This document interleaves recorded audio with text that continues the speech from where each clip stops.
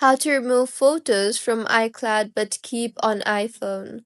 Hello everyone, I am Bishaka and welcome to our channel. Now let's get right into the tutorial. Firstly, go ahead and launch the settings application on your device and then tap on your name on top of your screen. Here, you will see the iCloud option. Tap on that and then tap on the photos option you see there.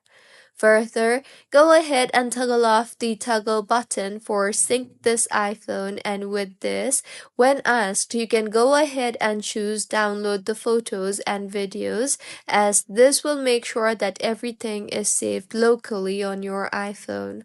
Now, after this, photos will stay on your iPhone and new photos will not go to iCloud.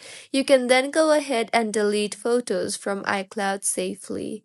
So, this is how you can remove photos from iCloud but keep on your iPhone. So, if you find this tutorial helpful, please like the video and do comment if you have any queries. Also, do subscribe to our channel for more helpful tutorials like this. See you on the next one.